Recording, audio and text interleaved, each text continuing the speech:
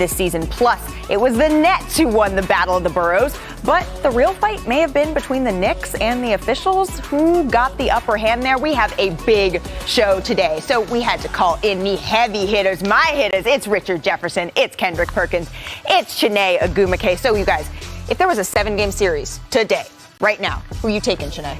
Oh, I'm taking the Suns. Okay. Who are you taking, Richard? Now. Okay. Oh, the Warriors, 100%. 100%. 100%, I'm taking the Warriors. I'm taking the team that represented the West last year in the finals, and that's the Phoenix Suns. I would not dare disrespect. They have bigs. They have bigs, and the Warriors don't. Well, good thing we're going to get into all of this. We're going to first take a look at last night's game, and we get a 2-game series this week. How fun was that? But let's see how it all shook out, Richard, when Steph Curry and the West-leading Warriors, at least at the time, were visiting Devin Booker and the red-hot Suns. Look, at the end of the day, Steph Curry, he just wasn't on his A game right here, and you got to give credit to the Phoenix Suns. We talked about Bridges and how important his defense was last night, and he showed out. Well, unfortunately, Devin Booker, take a look at this play. He drives, but look how he comes away. He comes up from this play limping just a little bit. That would be it for his night. He hurt his left hamstring on the play. You can see him grabbing it a little bit there. So he would leave the game, and he would not return. We'll have an update later. Yeah, but look, this was just too much Suns, too much depth. And even, look, you get DeAndre Ayton, who was the key last night. He was that dude. And I know Steph had an off night, but that's just going to happen sometimes when you're a great player like him. Absolutely. It happens. But then also this happened at the end of the second quarter. Look, DeAndre Ayton was the man. Pay this man his money. I don't know what you're doing, Phoenix Suns, but you're costing yourself a problem if you don't give this man his money. Mm-hmm. So can we just go ahead and call Chris Paul Captain Clutch at this point? Yeah, and look, they have 2 of the most clutch guys. One of them was out, and that just meant other guys got to step up. We've seen this so much in his career, making the right play at the right time. Huge 3, and look at Devin Booker out on that bench. It's good to see him, especially after he left early in the game. Chris Paul doing what he does. It's just clutch at this point in time. We know the numbers. Everyone has broken down the numbers from our guy Schwartz. When he gets going and he creates for other people, and you see, you got one guy out, another guy steps in. It was just a barrage at the end. And you know what? Booker tweeted, he said, "No loss November." That season where we only won 19 games, it was just a lesson learned, that we never want to get back to that ever again. And that's what we're showing. What's crazy about that is you guys lost 17 in a row that season. See how life goes? It's over. Suns win. What an NBA basketball game as the Suns have come away with a victory. It's a tribute to everybody, especially the coaching staff, the guys that have been here. They went through some 19-win seasons, and they stayed the course. We did what we did last year, but even coming in this year, it's the foundation that was set. And, you look at the team we just played tonight. They've been doing that now for a long time, and I think that's what most teams around the league trying to build. So if it wasn't official before, it's official now. The Suns have tied their franchise record 17-game win streak by beating 14 different teams in 7 different states. Phoenix has won 12 of these 17 games against teams that are 500 or above, including the last 2 against the Nets and the Warriors, who, along with the Suns, are atop the NBA standings. So the Suns became just the 7th team in NBA history to win at least 16 games without a loss in a single calendar month, say that 10 times fast, and the first since the 73-win Warriors in November of 2015. This is Chris Paul's second 16-0 month of his career. It's just easy for him at this point. He did it with the Clippers as well in December of 2012. So the Suns' win streak is at 17 games right now. That's tying a franchise record, as we just noted. They played the entire second half, though, without their leading scorer. That's Devin Booker. So Woj will be with us in a little bit to update on his hamstring. But before we get there, let's talk about what happened last night. Chiney, I want to know from you, what did you see from the Suns' backcourt after Devin left? I feel like the guys can agree. Honestly, the story. They can agree? We can never. No. Never. The story With you. of the with me, I think Oh, we okay. make an exception. Yeah. Okay. The story of the NBA season so far has been really defense, the resurgence of defense, and I think that has propelled the Phoenix Suns to this win streak. And if you look at the numbers, which our producers here do an excellent job of giving me my numbers as a nerd over here, Stanford over Arizona, Richard. Yeah. You look at the numbers on what their defense was able to do yesterday. It was super impressive. Mikal Bridges He guarded Steph Curry 37 times yesterday and held him to 3 points. That's some miracle work. And look at all the percentage numbers. We all talk about this is the worst shooting performance of Steph, and a lot of it was just a bad night, and it sort of turns into an avalanche. You have to credit the defense here. That defense has been in the NBA, the best in the NBA. And so how do we sort of show you how this makes sense? Give me my tape producer, Quite Cool, baby. Let's break it all down. Mikal Bridges, super impressive, and this is what it looks like. Starting up, matching up against Steph Curry. Guys, the switches are going to be everywhere, and that's what plays to the Suns' advantage. He switches off, but he's ready to come back, guard him right there again. He stays on his back. He uses his length, contests the shot. That's tough. And Steph is so great at running around the court. Again, after half court, impressive. Multiple bodies around him. So this was not an easy night. It wasn't just a bad shooting night. They forced that situation. And I think that's why the Suns have won, even though, Devin Booker was out. That helps you. So speaking of that situation, that forced situation, before the fourth quarter, in his post-game press conference, in both of those interviews, we heard Monty Williams say, you know what, Steph is just missing shots. And we've been praising this Warriors team all season long, talking about them getting back to their kind of strength in numbers, right? Everyone getting involved.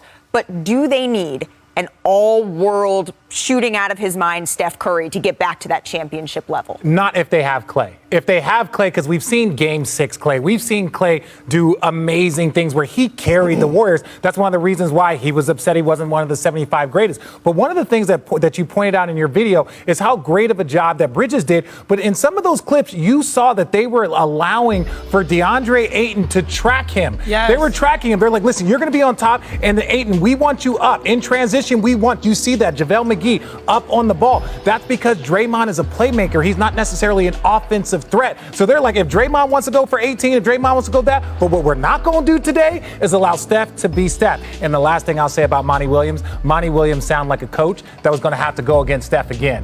He's going to have to go against Steph again. He's like, he was just missing shots. Can I jump in with numbers? Because this is amazing. DeAndre Ayton held the Warriors to 3 for 11 field goal as the primary defender. Also, the Warriors were 1 for 15 field goal percentage, 7% when he contested a jump shot. I got your back, girl. I see Perk wanting to jump in. You know what? You know why I want to jump in? I need to jump in. Look, why are you standing up? Because I want to. Because I was calm yesterday when I tried to warn y'all. Sinead, the video breakdown, the numbers, they were cute. Richard, the little segment that you did was adorable about Steph in the clutch. I appreciate all that. But it came down to DeAndre Ayton being the best player on the floor. By the way, JJ Redick is not here right now because I remember him saying, I wouldn't want to see DeAndre Ayton switch out on Steph. That wouldn't be good. Well, it happened to work. The big fella slid his feet. And then on top of that, look at Draymond. Relax. A pick and roll comes. Guess what? I'm going to switch. Yes. Monty Williams says I got an agile big. I'm going to switch.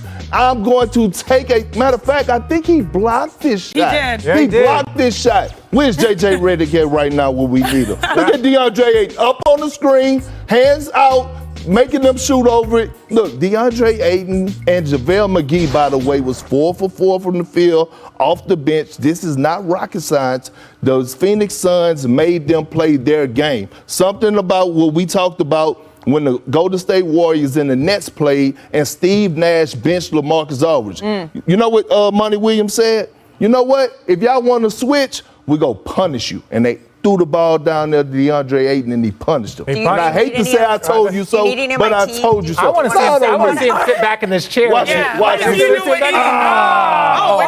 dropped. You want to see that too? You want to see that too? Yeah. You want to see that too? It's a What's that? Yeah, that's his heat. Yeah, that's that Beijing in his beard. I think that's his heat. But you guys, I did mention Devin Booker, so I do want to get an update here from Adrian Wojnarowski. We are joined by him now. So Adrian, Devin Booker left the game in the second quarter with a left hamstring injury. What's the latest on Book? Malika, Devin Booker is going to miss some time with that hamstring injury, at least through that Friday return game against the Warriors. It's not believed to be a serious injury. It's tender. And listen, this is a team in Phoenix that has aspirations of playing into June again, and they're going to err on the side of caution with Devin Booker. But I'm told to expect he's going to miss at least a few games as they just make sure that hamstring gets right and then get him back for what they expect to be a very long run this season. Absolutely, and we know that hamstring injuries, they can be tricky. Woj, please don't go too far. We're going to need you to come back. We have so many players to games because of injuries and a suspension. His teammate Anthony Davis said that James is, quote, asymptomatic, but here's a reminder of the NBA's COVID rules. So a player with a confirmed positive case must be away from his team for 10 days without any physical activity. However, a player could also clear protocols by returning 2 negative PCR tests in a 24-hour span. So I want to welcome back in NBA senior insider Adrian Wojnarowski. So what is LeBron's status and how long could he be out, Woj? Well, as you just described, Malika, 10 days in isolation for a player with a positive test or, of course, 2 consecutive negative PCR tests in a 24-hour period. So potentially, you could be looking at LeBron perhaps having the opportunity to play again by December 12th against Orlando at home. If you start playing this out over that 10-day period, a player's got to undergo cardio screening, and often there's a ramp back up physically if the player is inactive during that time in isolation. So the Lakers are preparing to be without LeBron James now, for a period of time, and they played essentially half their games without him this season. So the bumps continue for the Lakers. And Woj, we have breaking news out of Miami. Bam Adebayo is going to have surgery on a torn UCL in his right thumb. Is there any sense of a timetable on his absence? Malika, they're going to know better on a timetable after he has surgery in the coming days, but certainly this is an injury that's expected to keep him out well into January. Thank you so much, Woj. Please don't go anywhere because we have even more news later in the show. So I do want to stay with Bam Adebayo for just a moment before we discuss LeBron James more. I want to start with our resident big man and big woman. We're going to start with you, Perk. What do you see as this impact that this could have on the Miami Heat?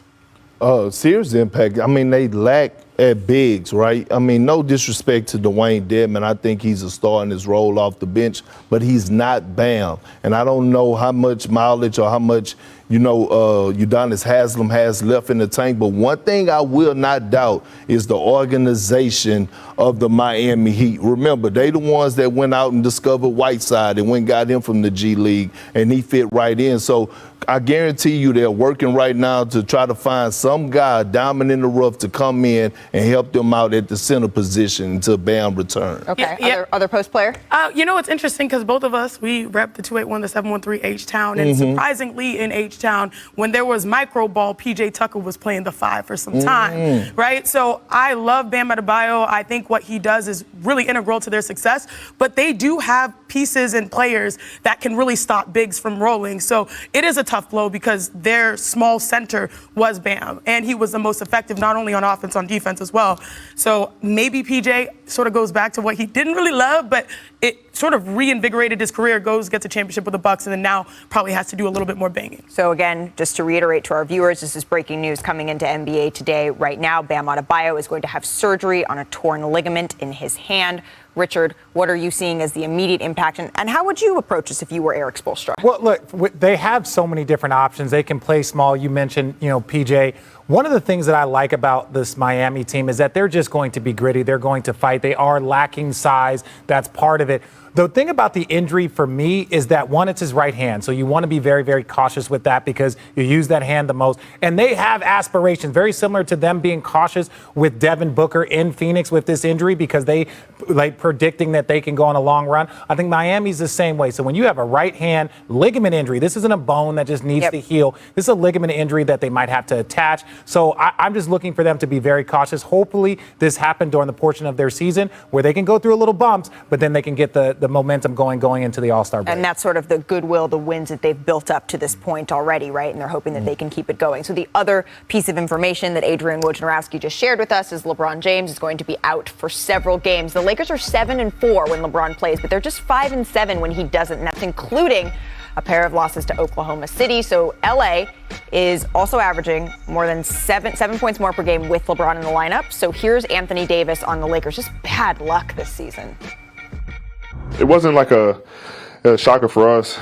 we just said we can't catch a break. You know, we was getting guys back, and then, you know, he's out for how many days, we don't know. It's all depending on, you know, his situation. But you still got to find ways to win. I think we played a huge amount of games without him. So we kind of know how that is already. And we got to continue to play like we did on the defensive end, you know, until he's able to come back.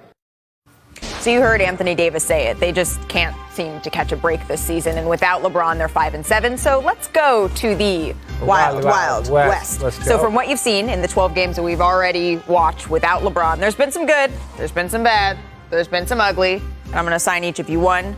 Good, yes, bad, ugly. Yeah, give him ugly. I was going to give it to you, yeah, but give you ugly. All right.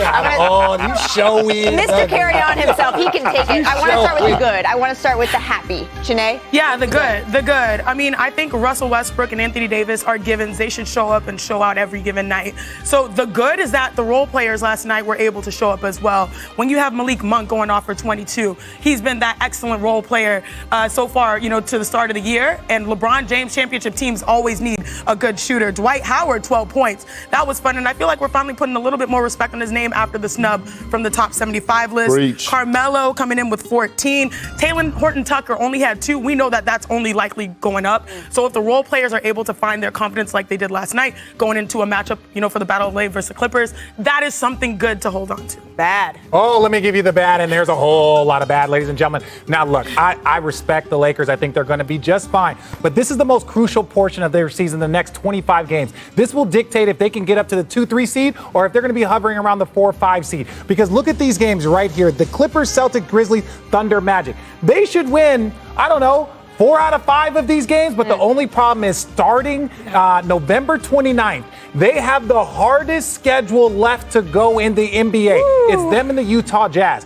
So when you're looking at this team, they haven't gelled yet. They haven't been completely healthy. They haven't added a bunch of wins that kind of, you know, bank some wins to push it. What did they do? They have the hardest strength of schedule. They're still not playing great. They still have guys banged up. So to me, as a Laker fan, I'm not saying worry, but the road in front of you is a lot harder than it was behind you, and you didn't look very good when you look behind you. UGLY? Well, the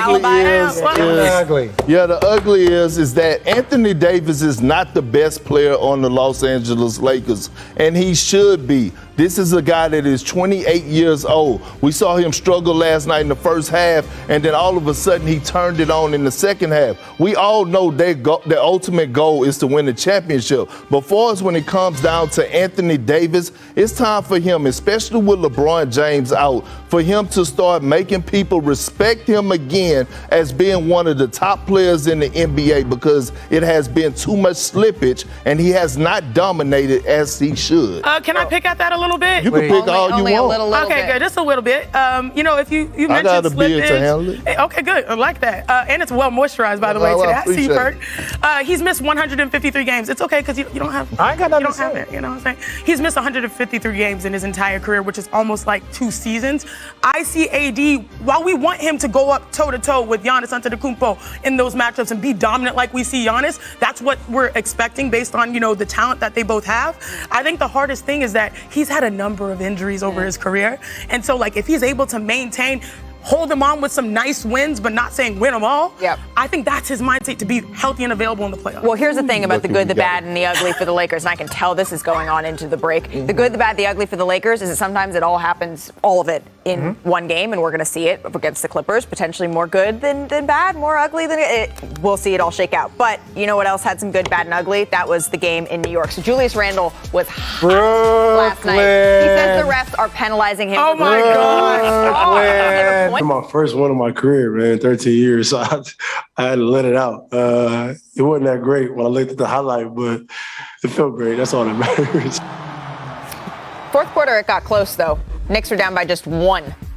The Knicks were balling. I'm going to be really honest. They battled back. They were down double digits. And, you know, look, they had a lot of fight to them, as you would expect when your best player is Julius Randle, when Tom Thibodeau is out there, you know, rallying the troops. But Randle's got to keep his cool. He can't allow those things to frustrate him, because, look, this will frustrate you. That's great defense. But look at him. He's yelling at the official right there, right? It's like, no, you got to stay locked in the moment. But right now, Brooklyn, they still have a lot of improvement on their defense. You can't give up a wide open 3 like that to Fournier, up 3 with a minute to go. Well, but then this happened. So take a look. Keep an eye on Mitchell here.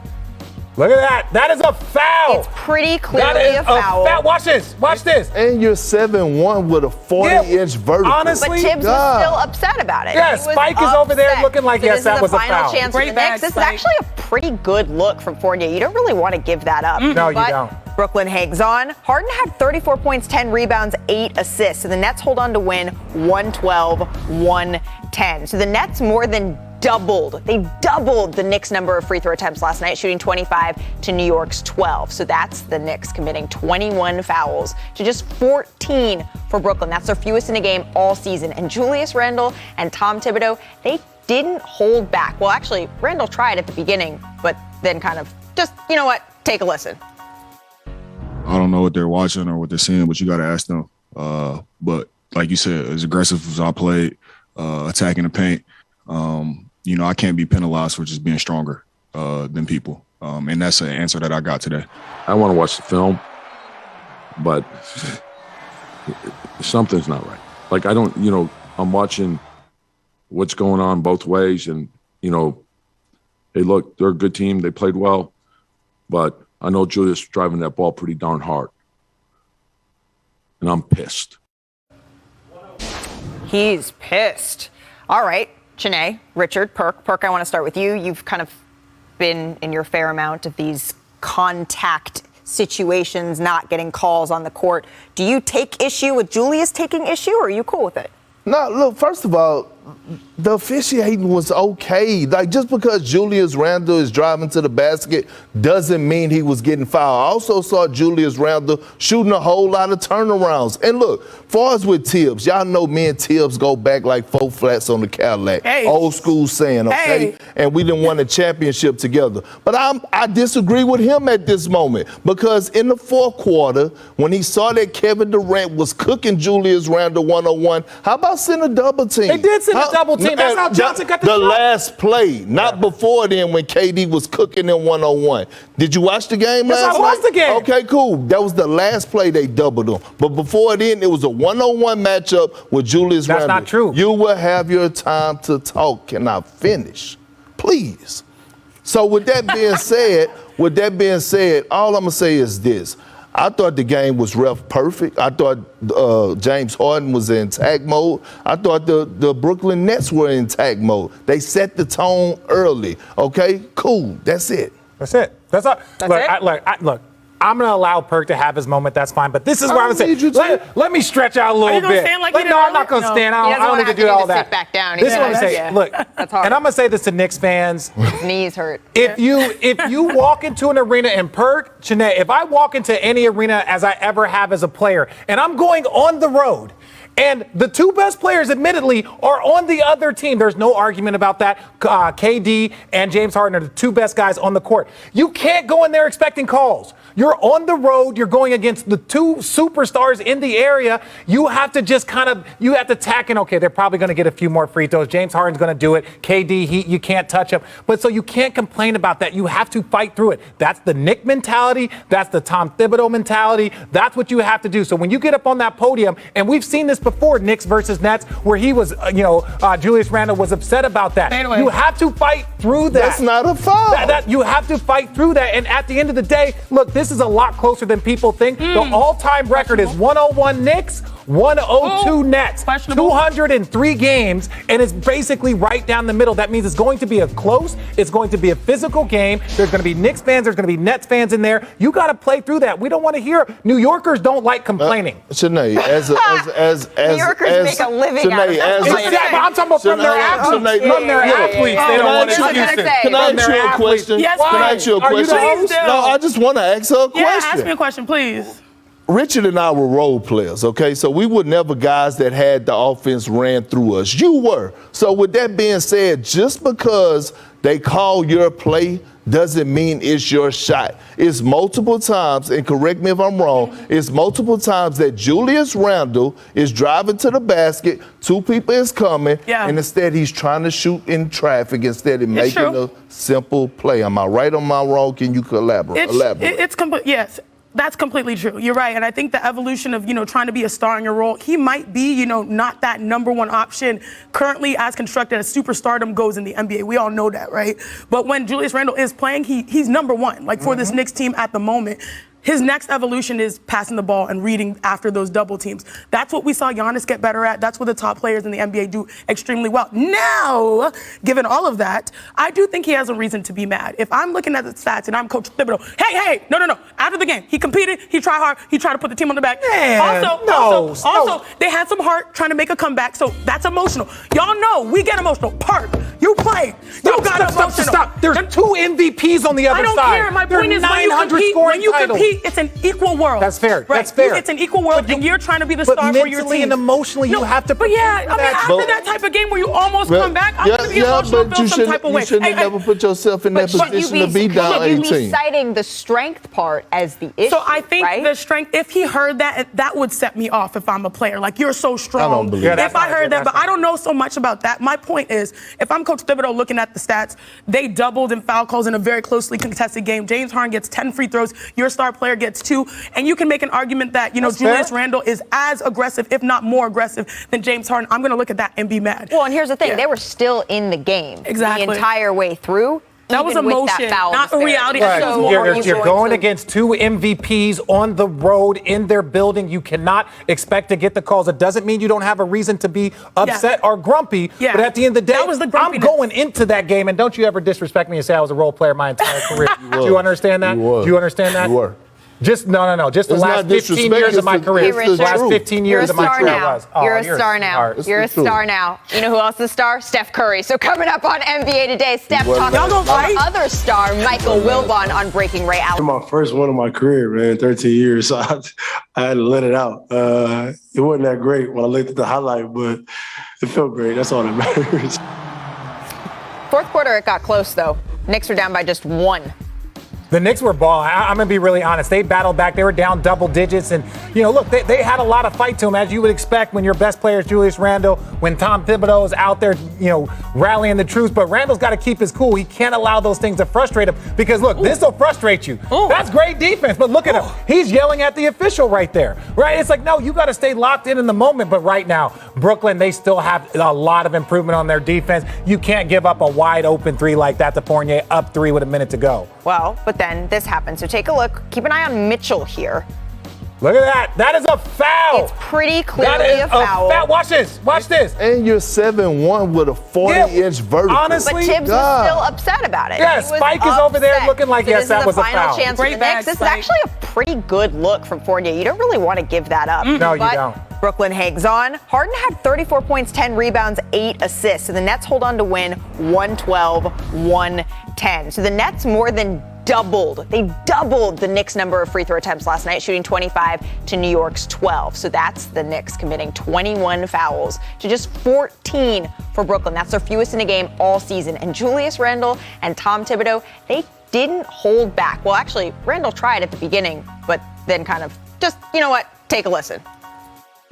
I don't know what they're watching or what they're seeing, but you got to ask them. But like you said, as aggressive as I played, attacking the paint, I can't be penalized for just being stronger than people. And that's an answer that I got today. I want to watch the film, but something's not right. Like, I'm watching what's going on both ways. And, hey, look, they're a good team. They played well. But I know Julius driving that ball pretty darn hard. And I'm pissed. He's pissed. All right, Janae, Richard, Perk, I want to start with you. You've kind of been in your fair amount of these contact situations, not getting calls on the court. Do you take issue with Julius taking issue, or are you cool with it? No, look, first of all, the officiating was okay. Like, just because Julius Randle is driving to the basket doesn't mean he was getting fouled. I also saw Julius Randle shooting a whole lot of turnarounds. And look, far as with Tibbs, y'all know me and Tibbs go back like 4 flats on the Cadillac. Hey. Old school saying, okay? Hey. And we didn't win a championship together. But I disagree with him at this moment, because in the fourth quarter, when he saw that Kevin Durant was cooking Julius Randle 1-on-1, how about send a double team? They did in the double team. That's how Johnson got the shot. last play, not before then when KD was cooking in 101. Did you watch the game last night? I watched the game. Okay, cool. That was the last play they doubled him. But before then, it was a 101 matchup with Julius Randle. That's not true. You will have your time to talk. Can I finish? Please. So with that being said, all I'm gonna say is this. I thought the game was ref perfect. I thought James Harden was in tag mode. I thought the Brooklyn Nets